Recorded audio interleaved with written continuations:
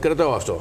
Έρχομαι πάλι στο φίλο μου τον Νίκο τον Νικολάου και του λέω ότι το ερώτημα είναι αν θα πληρώσει ο Χαλκιδονιώτης, μάλλον το θέμα μας είναι αν θα πληρώσει ο Χαλκιδονιώτης όσα πληρώνω εγώ Φιλαδελφιώτης ή αν θα είναι αυτό που είπε ο κ. Ρέπας, γενικό καλό.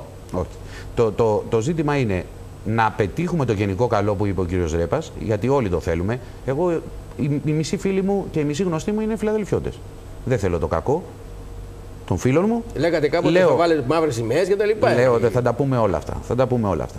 Λέω λοιπόν ότι τι πρέπει να διασφαλίσουμε τα προνόμια που έχει σήμερα ένας Χαλκιδονιώτης, να μην πάμε ξαφνικά και το πούμε διπλασιάζουμε τα δημοτικά σου τέλη. Και από την άλλη πλευρά να βρεθεί μια νέα καινούρια διοίκηση που θα έρθει τον Νοέμβριο που να μπορέσει να συνεφέρει με κάποιο τρόπο και τη Φιλαδέλφια. Διότι η Φιλαδέλφια που έχει σήμερα. Εμείς εκεί στη Νέα Φιλαδέλφια είμαστε. Όχι. Η Φιλαδέλφια. Θα σας πω. Θέλετε να το πω και έτσι, ναι, είσαστε. Γιατί, τι να πω. Ψέματα να πω. Έχετε ένα νεκροταφείο, η Χαλκιδόνα δεν έχει νεκροταφείο. Και χρωστάτε, που είναι τρομερά τα έσοδά του, και παρόλα αυτά χρωστάτε τα δεκαπλάσια λεφτά από ό,τι χρωστάει ή τα πενταπλάσια λεφτά από ό,τι χρωστάει η Χαλκιδόνα με το διπλάσιο πληθυσμό. Γιατί να συμβαίνει αυτό το πράγμα. Γιατί εμείς δηλαδή τα καταφέρνουμε. Όχι εμείς ως. Ακούστε με, όχι εμείς ως σημερινή διοίκηση. Εγώ δεν θα πω ότι σε 4 χρόνια το καταφέραμε εμείς αυτό. Το καταφέρανε οι διοικήσεις στη Νέα Χαλκιδόνα τα τελευταία 20-30 χρόνια. Θέλετε να σας απαντήσω εγώ σε αυτό που με ρωτάτε. Όχι, δεν ξέρω. Αν θέλετε μπορείτε να μου απαντήσετε. Θέλετε να σας απαντήσω εγώ. Δεν θέλω. Ή θέλετε να σας απαντήσει ο κύριος Ρέπας. Όποιος θέλει, δεν έχω πρόβλημα. Τι λέει ο κύριος Ρέπας αυτό. Δείχνει ότι είναι αλήθεια αυτά που λέει ο κ. Παπα-Νικολάου. Αλλά. Είναι αλήθεια λέτε. Είναι αλήθεια, το πιστεύω σε αυτά που λέει για τα οικονομικά της Νέας Χαλκιδόνας. Δεν έχω λόγο. Όχι, αλλά έθιξε κάτι όμως. Ότι ο Δήμος Νέας Φιλαδέλφειας χρωστάει. Εσείς δεν έχετε πάρει δάνεια. Όχι. Έχουμε πάρει ένα δάνειο 500.000 ο κύριος Παπαμικρούλης. Γράφει ο τύπος ο τοπικός είναι αλήθεια για το δήμαρχό σας και για όλα τα άλλα. Τι γράφει ο τύπος ο τοπικός. Εμένα ρωτάτε, εσείς θα ελέγχετε τους τύπους. Όχι, δεν έχω. Εγώ δεν έχω πέσει στην αντίληψή μου. Εγώ σας λέω, η Νέα Χαλκιδόνα επί του κυρίου Παπαμικρούλη έχει πάρει πριν από 10-15 χρόνια ένα δάνειο 500.000 ευρώ σημερινά, τότε ήταν δραχμές, για την ανέγερση του Δημαρχείου. Αυτό είναι το δάνειο που έχει πάρει η Νέα Χαλκιδόνα. Λοιπόν, συνεχίστε. Εντάξει. Δεν θέλετε να μου πείτε τι γράφει ο τύπος, αλλά δεν πειράζει. Το θέμα. Τα έθιξα με τον Δήμαρχο προχτές εγώ. Ακούσαμε κύριε Κοντιανή. Θα σας πω κάτι.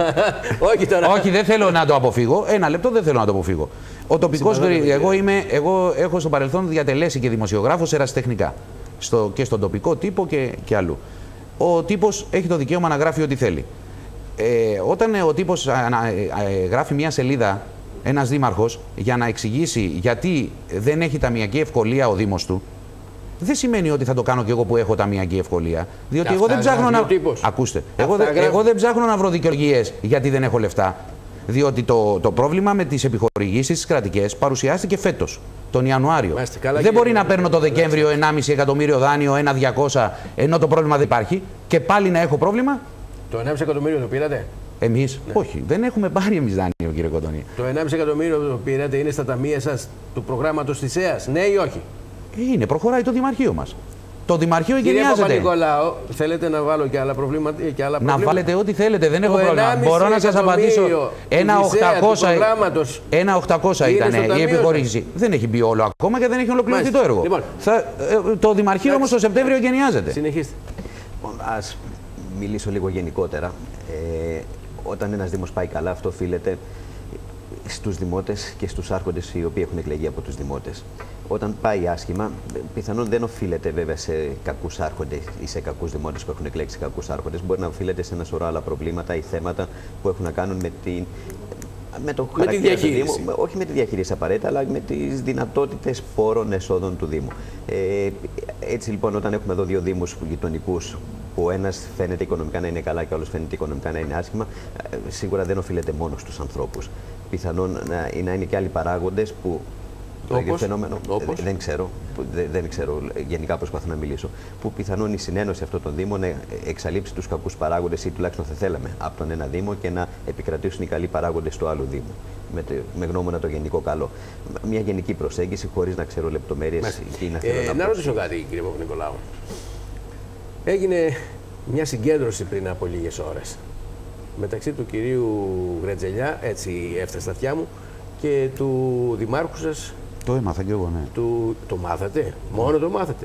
Το έμαθα. Μόνο το μάθατε, αφού ήσασταν κι εσείς παρόν. Όχι, δεν ήμουν εγώ. Δεν ήσασταν παρόν. Δεν ήμουν, είχα Σας βγάλανε έξω εσάς. Όχι, είχα κάποια υποχρέωση και δεν μπορούσα. Το μάθατε λοιπόν. Το έμαθα. Και τι έγινε, Αποστολάκης Γρετζελιάς, θα προχωρήσουν μαζί?